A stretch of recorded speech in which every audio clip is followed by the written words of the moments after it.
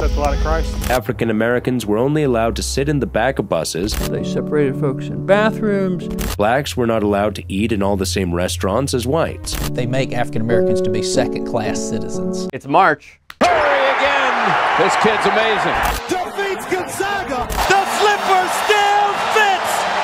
They win it. Yet before the color barrier was broken in pro hoops, 16 years before the Civil Rights Act, college basketball's fight for integration began. At Indiana State, a young coach named John Wooden arrived after 3 years of service in World War II, serving as the school's athletic director, basketball, and baseball coach. He taught coaching courses in basketball and baseball and worked toward a master's degree in education. In East Chicago, Indiana, hooper Clarence Walker saw racism inflicted upon him. He picked up his food from the back of the kitchen. He was forced to hear opposing coaches yell slurs at him during games, and was forced to overhear teammates use those same racial epithets in the locker room. Indiana was the hotbed of the KKK. At its peak, the Klan counted among its members the governor of Indiana, more than half of the state legislature, and an estimated 30% of all native-born white men in the state. More than 250,000 Hoosiers swelled the Klan's ranks. Wooden recruited Walker, the antithesis of college basketball in the 1940s, which remained a white man's game. Coaches had an unspoken agreement not to recruit black players. They remained banned from college basketball's 3 major tournaments, the NCAA, NIT, and NAIB, now known as the NAIA. If you're going to get this done, Walker's high school coach would tell John Wooden, then Clarence is the guy you're going to get it done with. In 1946, Indiana State went 18-8. Wooden was ahead of his time. The Sycamores made the postseason, but Wooden put loyalty and pride over competition,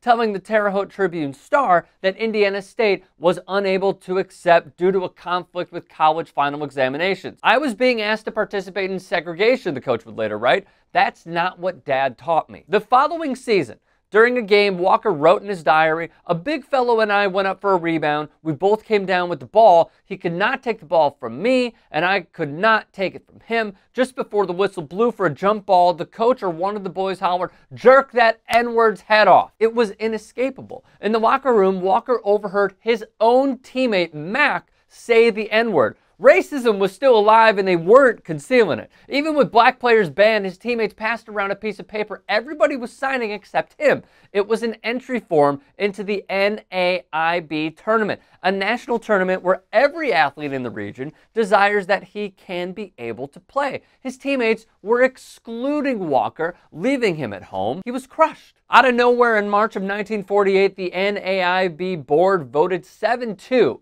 to lift the ban on black athletes' participation in postseason tournaments, but not to anyone's liking. 3 days before the tourney tipped off, the NAIB said Walker could play in the games, but couldn't otherwise be seen with the team. Wooden was like, "Nah, fam, this humiliation will be worse than leaving Clarence behind in Terre Haute." So the NAACP implored Coach Wooden to reconsider. After a chat with Walker and Walker's parents, Wooden reneged, but the journey would only begin. Virtually everywhere the team stopped, they were met with vicious racial hatred. Restaurants refused to serve them. En route to the tournament in Kansas City, the team stayed at a hotel in Columbia. Walker would write, "As we walked in the lobby, a lady had a little girl in her arms, about 3 or 4 years old. When the girl saw me, she said, 'Look, mommy, N-word.' And the lady said, 'Shh, a colored boy.'" With Jim Crow laws prevalent, Walker wasn't allowed to stay with the team. Instead, he was given a cot in the hotel basement next to a filthy bathroom. During the course of the night, there was a party at the hotel of some college sorority. About 2 a.m., a group of boys came down to the bathroom. They were loud and boisterous. About 10 minutes later, they all cleared out, but believe me, they did not take everything with them. The aroma coming from the bathroom through a furnace inlet was unbearable. After one game in Kansas City, he again couldn't dress with the team or stay in the same hotel room, so Coach Wooden was gracious enough to find Walker a place to stay,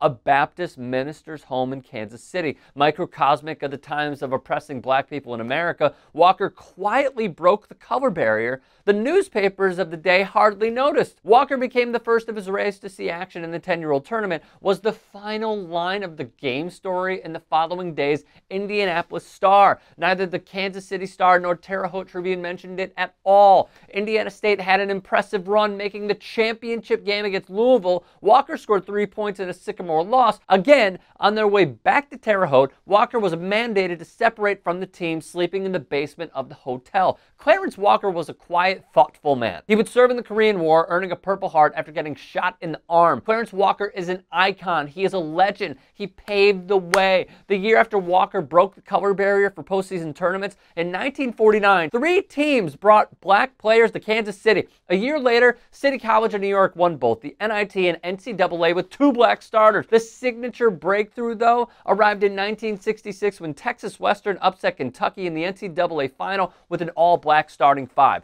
John McCarthy, attorney director for the NAIA, called the Walker saga one of the great unknown stories in the country, and that is why we tell it today. In the words of Luther Vandross, singing the signature One Shining Moment, time is short and the road is long. Feel the beat of your heart, feel the wind in your face. It's more than a contest, it's more than a race. It was not just a game. It was more than numbers on the board. It was a symbolic moment that the NCAA, along with pundits, writers, analysts, and coaches, should recognize. In March, we celebrate Cinderellas and upsets, personnel ranging from NBA-bound players to car insurance salesmen, brackets busted after opening weekend, the sweetness of 16 remaining teams, the 8 elitists, and down to the 4 finalists. Do not leave behind the legacy of one man who sacrificed his livelihood for today's stars. Know his name. It's Clarence Walker. If you'd like to hear more thought-provoking content like TYT Sports on Facebook and to help in my journey to keep media independent, go to tyt.com/Rick.